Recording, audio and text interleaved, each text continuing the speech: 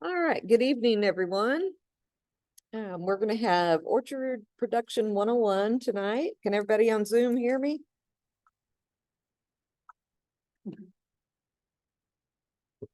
Can our Zoomers hear me? Yes, I can. Yes, I hear you. Okay, okay. Yeah, We hear you. Yeah. All right, good deal. All right. Well, we had some we're talking here and asking about having a potluck at some point in time. And I know on our last class we have Dr. Sudbrink, and he likes to talk a lot, like right up till 9 o'clock. So what would you all think of having a potluck next week, October 29th? Because I know our vegetable production guy is gonna have kind of a short presentation, and then that would give us all time to talk and visit and eat. And so maybe do a potluck October 29th instead of on the last class. Okay, everybody's in agreement. Okay, and we could do a fall theme. Is everybody on Facebook good with that? Oop, I see 3 things in the chat. Yeah, October 29th. So I would suggest chili, things like that. I don't know what else. Oh, any allergies? Anybody on Zoom have a allergy to anything?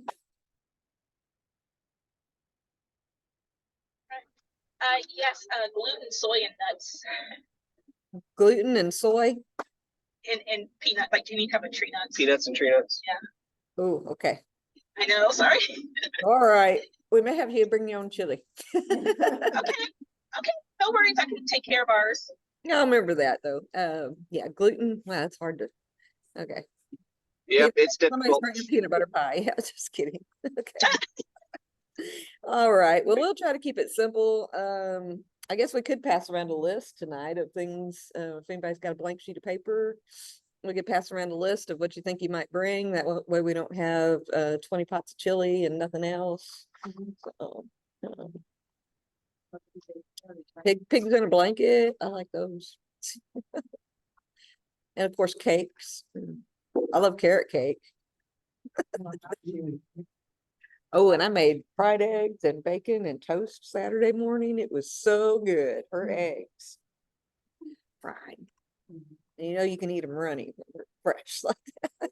So, yeah. But anyway, I digress. So if you want to put in the chat what you want to bring, if you're going to be here in person, we will have a potluck on our next meeting, October 29th. All right. So let's get on into our about food, y'all. well, chips and dip, tacos. I mean, we have a lot of choices. So, taco soup. That'd be good. Taco soup.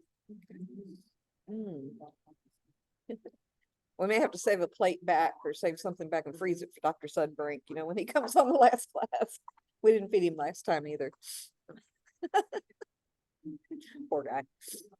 All right, so let's get on with our program. And I'm talking about Orchard Production 101 tonight. And it's always interesting when people come in and talk to me about fruit production. And I like to talk to them about realistic and unrealistic expectations. Because sometimes, and I think it's great that we have people from other communities or cities, states moving in, but this is not Washington. This is not Oregon. You can't grow certain things here that they can grow on, you know, up north and on the east or west coast.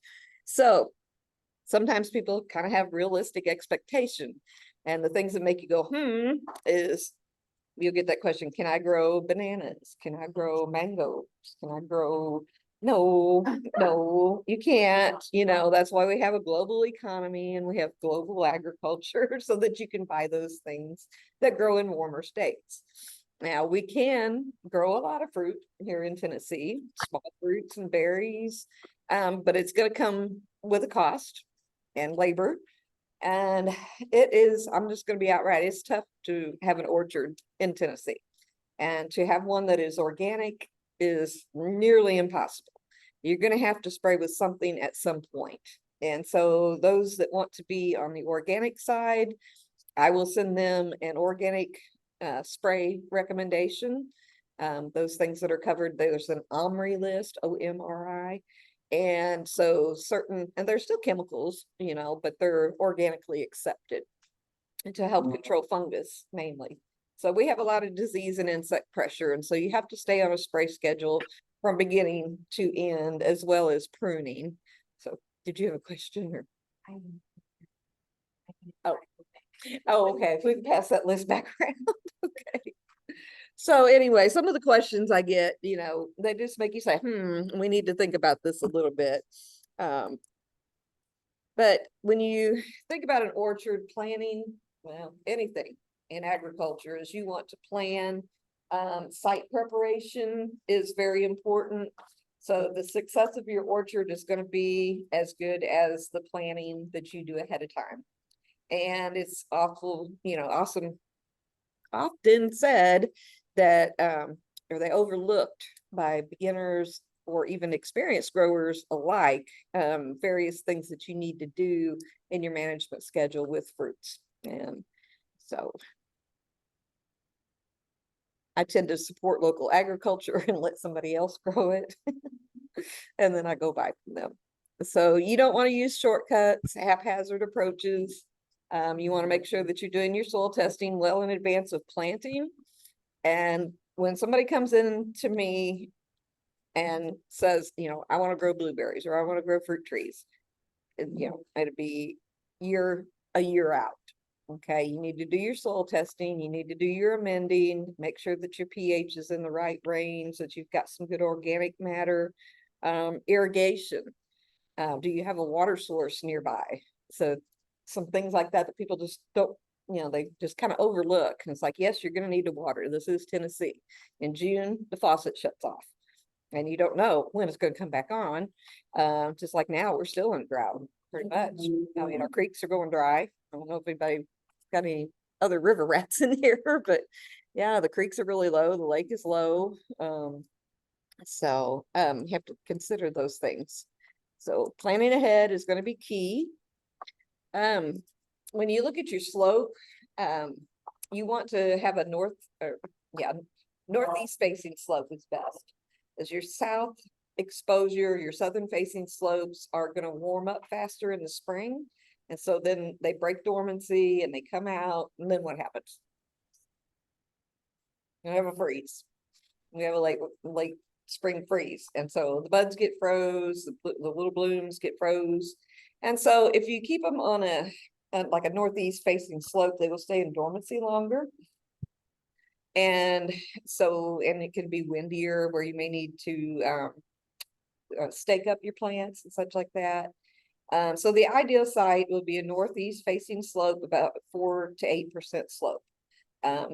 Now we've seen these, or I've seen these on a commercial level, very high intensity management plans, like high intensity apple orchards. And they're like kind of like the espalier. They are intensely managed, intensely pruned. They're on a trellis system and they're very close together. And so, you know, with the harvesting, it's easier when you put them close together. They can get down through there with their machines and boom, go on. But that's not necessarily what a homeowner will do. You might be thinking, well, I'm just going to put out a couple apple trees here, a couple pear here, maybe a couple peach, you know, at least do 2 to 3 of each if you were going to do an edible landscape. Figs are another thing you can do, blueberries, all those. You can just plant a few if you just want some for yourself. So if you're going on a commercial level, it's a little bit different. But okay. So you want to think about the below ground considerations. And I didn't really go over this during soils because I wanted to save it back for this one.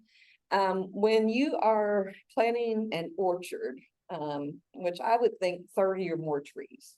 Okay. Now we've got a lady out toward Adams, kind of up at 41A. The Heads Peach Co. Have y'all been out there? Now she's got hundreds and hundreds of trees now. So it's a good place, you know, to go get your fruit and such like that. But she came to me about 2 years after she had put them in the ground. And so we started out kind of problematic.